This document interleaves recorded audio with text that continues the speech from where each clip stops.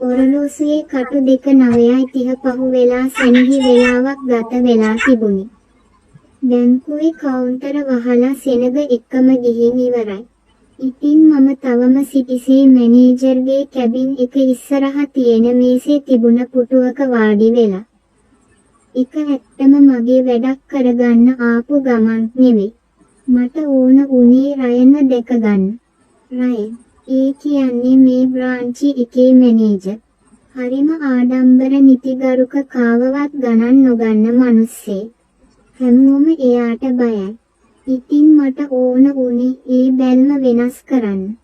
එයාගේ ඔය යකඩ මුහුණ ඇතුලේ හැංගිලා ඉන්න හැඟීම් බර කෙනා එළියට ගන්න එක මගේ විනෝදාංශයක් වෙලා තිබුණේ. විදුරු දොරන් මම දැක්ක එයා ෆයිල් වගේක් අස් කරගෙන. ෆයිල් එක ටිකක් බුරුල් කරලා නලල රැලි කරගෙන ඉන්නවා. මම හිමින් දොර අරගෙන ඇතුළට ගියා.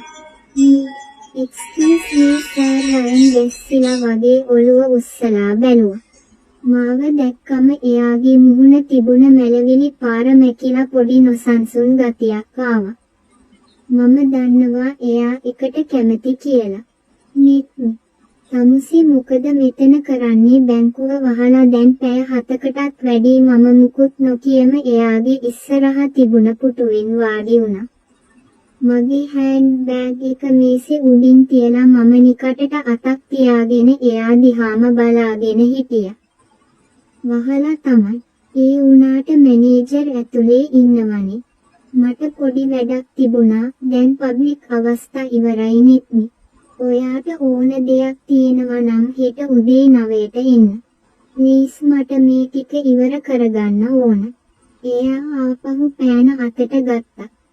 මම පොඩ්ඩක් ඉස්සරහට නැමිලා එයාගේ පෑන තියෙන අත උඩින් මගේ අත තිබ්බා. එයාගේ අත වෙලලා ගියා. ඒක තමයි මට ඕන උනේ. මට ඕන උනේ එයාව අවස්සන්න. එයාගේ ඔය රැකියාවේ බැම්ම කඩලා දාන්න. රයන් ඔයා හැම තිස්සෙම ඔහොමද? මම ඇහුවේ හරිම හිමින්. මොකද එයා මගේ අත අයින් කරන්න හැදුවේ නෑ.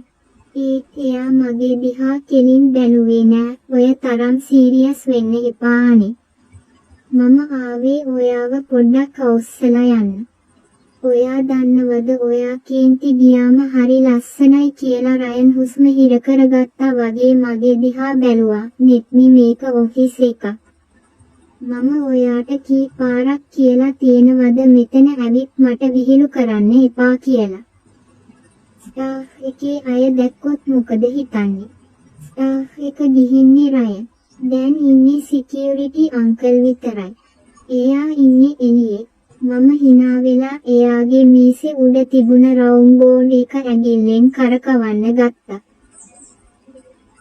එයා එකපාරටම මාව ඇදලා අරගෙන එයාගේ ඇඟට හේතු කරගත්තා. මගේ හුස්ම හිර වුණා. මම බලාපොරොත්තු වුණේ නෑ එයා එච්චර ඉක්මනට රියැක්ට් කරයි කියලා. එයාගේ සුවඳ මගේ නහයට දැනුණා. ඒක පිරිමි සුවඳක්. මම යන්න කිව්වොත් ඔයා යනවාද? එයා මගේ කනට කරලා මිමිනුවා. "ඔයා දන්නවද?" රයන් දත් මිටි කාගෙන කතා කළේ. වෙලාවකට මට හිතෙනවා එයාව මේ කැබින් එක ඇතුලෙම හිර කරගන්න. "තමුසි මහ වදයක් නිත්මි." "වදයක්?" මම ඇහි බැමක් උස්සලා ඇහුවා. "එහෙනම් ඒ මට යන්න නොකියන්නේ ඇයි?" මගේ අතින් අල්ලගෙන ඉන්නේ එයාගේ කටහඬ ගොරෝසුයි. ඒක ඇහෙද්දී මගේ ඇඟ හිරිවැටිලා ගියා. මම පුටුවෙන් නැගිටලා එයාට මුහුණ දුන්නා. අපි දෙන්නා හිටියේ අඟලක් විතර දුරින්. මට ඕනේ එයාව පිස්සු වට්ටන්න තමයි. "මේ බැරිද?" රයන් මගේ අතින් තද කරලා අල්ලගත්තා. ඒ අල්ලපු විදිහට මට දැනුනේ පුදුම සතුටක්. එයාගේ පාලනය ගිලිහෙනවා දකින එක තරම් සැපක් මට තවත් නෑ. රයන් පුටුවෙන් නැගිට්ටා. එයාට දැන් හොඳටම කේන්ති ගිහින්. ඒ කේන්තිය අස්සේ ලොකු ආසාවකුත් හැංගිලා තියෙන බව මම දැක්කා. එයා මේසේ වටෙන් ඇවිත් මගේ ගාවට ආවා. මම හිතුවේ එයා මට යන්න කියයි කියලා. ඒත් එයා මගේ පුටුව ගාවටම ඇවිත් නැවතුණා. "තමුසිට ඕන මාව පිස්සු වට්ටන්නද mister Ryan Perera?" Branch manager. මොකද හංගන්නේ? මට මතක් වුණේ ගිය සතියේ පාටි එකේදී ඔයා ඩාන්ස් කරපු හැටි. එදා නම් හරිම ෆ්‍රී නේද? බැංකුවේ පුටුවේ වාඩි වුණාම යකෙක් වැහෙනවද? ඒ ඔක්කොම තමුසෙ හින්දා මම හයෙන් hina වුණා. ඇත්තද ඒ කියන්නේ මම දිනුම් පෝ තමුසෙ දිනුම්? දැන් සතුටුද? ගොඩක්. මම එයාගේ පපුවට ඔළුව තියාගත්තා. එයාගේ හදවත ගැහෙන වේගය මට දැනුණා. ඒක ගැහෙන්නේ මම වෙනුවෙන් කියලා දැනගත්තම දැනෙන සතුට වචන වලින් කියන්න බෑ. එයා තවත් තදින් මාව බදාගත්තා. තව මොනවද ඕන? ඔයා දන්නවද මම කොච්චර අමාරුවෙන්ද මේ ඔෆිස් එක ඇතුලේ ඩීසන්ට් පිට ඉන්නේ කියලා? ඔයා එනවා. ඇවිත් මගේ ඔළුව අවුල් කරලා යනවා.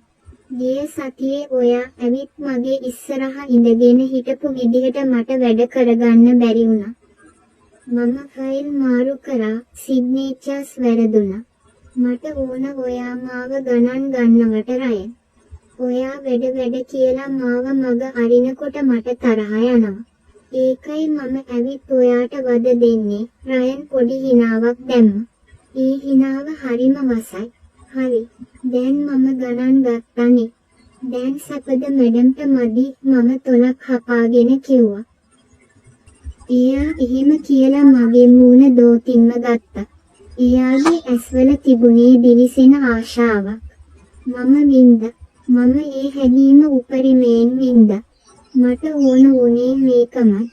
එයාගේ ඔය සර් කියන ලෙවල් එකෙන් පහලට බැහැලා නිකන් පිරිමියෙක් විදිහට මාත් එක්ක ගැටෙනවා දකින්නයි මට ඕන වුණේ.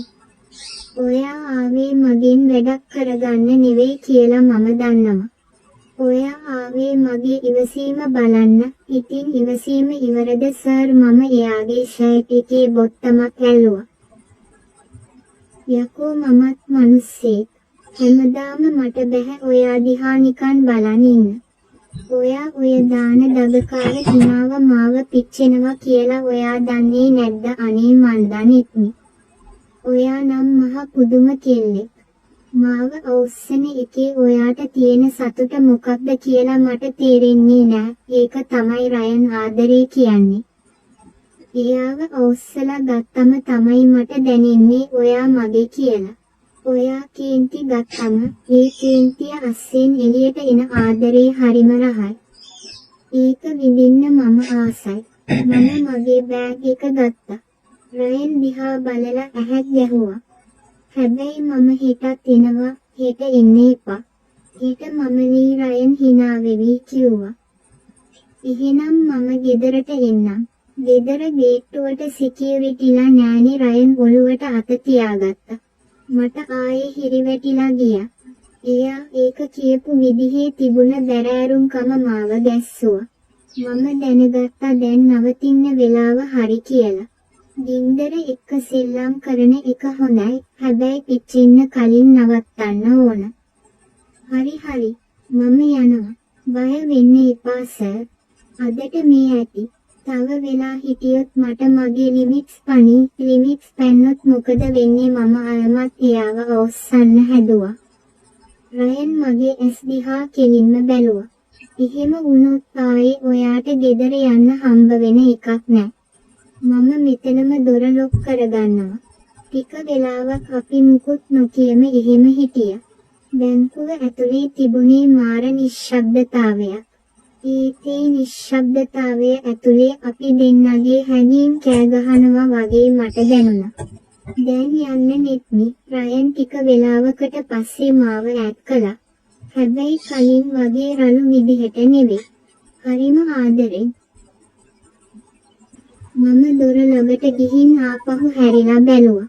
රයන් තාමත් හිටගෙන මම දිහා බලාගෙන ඉන්නවා. එයාගේ මූණේ තිබුණේ අමුතුම එළියක්. ඒක ජයග්‍රාහී හැඟීමක්. මම එයාගේ හිතේ තිබුණ බැමි කඩලා දැම්මා. එයාගේ නිල ඇඳුමට යටින් ඉන්න පෙම්වතාව එළියට ගත්තා. පරිස්සමෙන් යන්න. එයා අත වෙනුවා. මම දොර වහගෙන එළියට ආවා. පාරට බැස්සම මට දැනුනේ මාර සැහැල්ලුවක්. බැංකු මැනේජර් කෙනෙක්ව Tamanගේ පාලනයට අරගෙන එයාගේ හැඟීම් එක්ක සෙල්ලම් කරලා අන්තිමට ඒ හැඟීම් වලින්ම සැනසීලා එන එක. ඒක වචනයෙන් කියන්න බැරි තරම් සැපක්. මම ඇවිදගෙන ගියේ හෙට දවස ගැන අලුත් ප්ලෑන් එකක් ගහන ගමන්.